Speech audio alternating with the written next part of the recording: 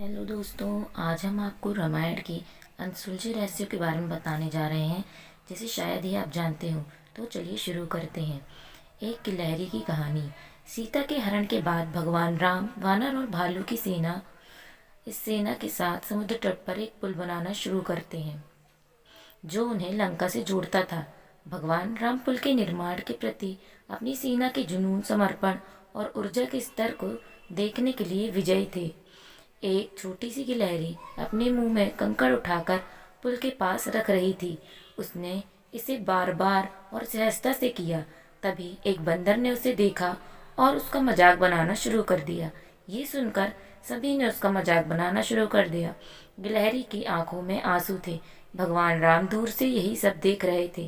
परेशान होकर गिलहरी भगवान राम के पास गई और उनसे सभी के बारे में शिकायत की। भगवान राम ने तब सेना को दिखाया कि कैसे गिलहरी द्वारा फेंके गए कंकड़ ने दो शिला खंडों के बीच संबंध के रूप में काम किया। यहाँ तक कि उसका योगदान भी सेना के अन्य सदस्यों की तरह ही मूल्यवान है। गिलहरी के प्रयास को स्वीकार करते हुए भगवान राम ने गिलहरी की पीठ पर हाथ फेरा। तभी से गिलहरी के शरीर पर श्री राम की अंगुलियों के निशान रह गए। यह बच्चों के लिए रामायण की दिलचस्प छोटी कहानियों में से एक कहानी है। क्या सीता मंदोदरी की बेटी थी? ये एक रहस्य है जो कुछ रामायण कथाओं में ही हमें पता चलता है। रामचरितमानस की बहुत सारी प्रस्तुतियाँ हैं। उनमें से कुछ प्रस्तुतियों में इसके बारे में जिक्र है। कई विद्वानों का मानना है कि सीता और रावण के बीच पिता पुत्री का संबंध था, परंतु रामायण के सबसे प्रथम वाल्मीकि रामायण में इसका कोई प्रमाण नहीं है। रामायण के कई विषय आज भी शोध का विषय हैं। प्रभु श्री राम के जीवन पर 120 से अधिक अलग अलग रामायण लिखी जा चुकी हैं। इन्हीं में से एक अद्भुत रामायण में इस बात का उल्लेख किया जाता है कि रावण और सीता का संबंध पिता पुत्री का है। अद्भुत रामायण दो प्रमुख ऋषियों वाल्मीकि और भरद्वाज ऋषि के बीच का संवाद है। इस संवाद में एक कथा आती है कि ग्रत्समद नामक ब्राह्मण लक्ष्मी जी को अपनी पुत्री के रूप में पाने के लिए प्रत्येक दिन एक कलश में कुशा के आगे भाग से मंत्र पढ़ते हुए दूध डालते हैं।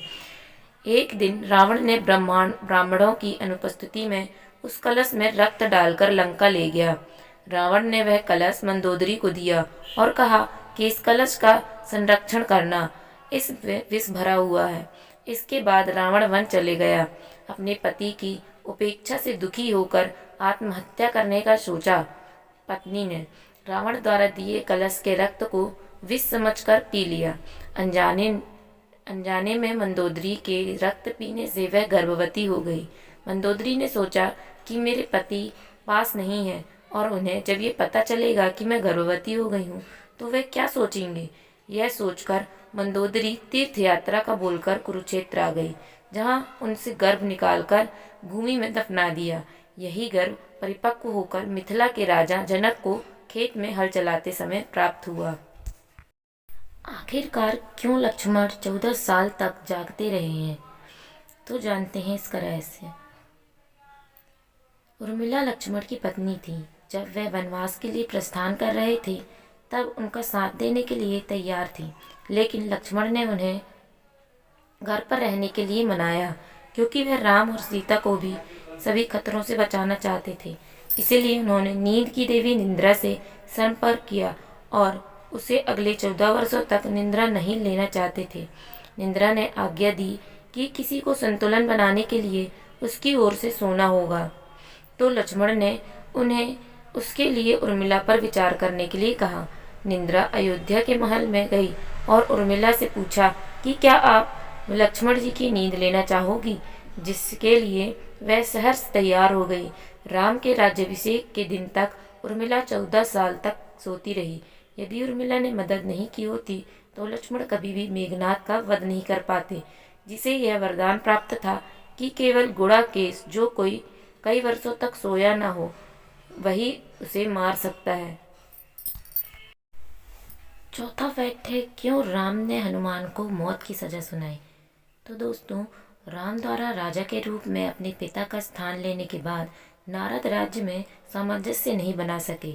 इसीलिए उन्होंने हनुमान और राम के बीच छल द्वारा मतभेद पैदा करने की कोशिश की। जब ऋषि जब ऋषि दरबार में उपस्थित हुए तो नारद ने हनुमान को विश्वामित्र को छोड़कर सभी ऋषियों का अभिवादन करने के लिए कहा, क्योंकि वे जन्म से ऋषि नहीं थे। इस तरह विश्वामित्र और अन्य ऋषि क्रोधित हो गए। विश्वामित्र और अन्य सभी ऋषियों ने भगवान राम से हनुमान को मृत्युदंड देने की मांग की।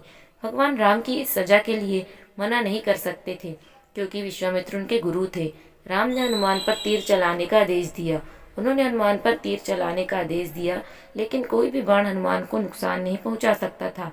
भगवान राम ने तब अपने सबसे शक्तिशाली हथियार हथियार ब्रह्मास्त्र का इस्तेमाल किया, लेकिन वह भी हनुमान के आगे विफल हो गया। क्या आप जानते हैं कि ऐसा क्यों हुआ?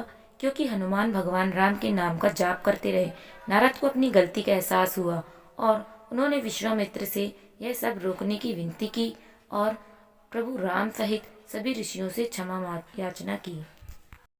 आखिर कैसे भगवान राम ने अपनी मृत्यु की लीला रचाई? भगवान राम के लिए मृत्यु लोक छोड़ना संभव नहीं था, क्योंकि हनुमान ही हमको राम की प्राण लेने की अनुमति नहीं देते। हनुमान का ध्यान भटकाने के लिए राम ने एक दरार के माध्यम से अपनी अंगूठी गिरा दी और हनुमान को उसके लिए लाने के लिए कहा। हनुमान ने खुद को एक छोटे से आकार में कम कर लिया और केवल सर्प की भूमि में खुद को खोजने के लिए दरार में प्रवेश किया। उन्होंने नागलोक के राजा वासुकी से अंगूठी मांगी। राजा ने उसे अंगूठी से भरा एक गुंबद दिखाया, जिसमें सब राम की जैसी अंगूठियां थी। यह देखकर हनुमान चकरा गए। तब राजा ने उन्हें बताया कि राम ने उनकी मृत्यु से मन हटाने के लिए जानबूझकर अंगूठी को नीचे गिरा दिया और तब तक यहाँ राम जी ने अपनी मृत्यु की लीला को पूर्ण किया। तो दोस्तों, कैसी लगी आपको हमारी ये अनसुलझे रहस्य की कहानियाँ, जो कि सनातन धर्म से जुड़ी हुई हैं?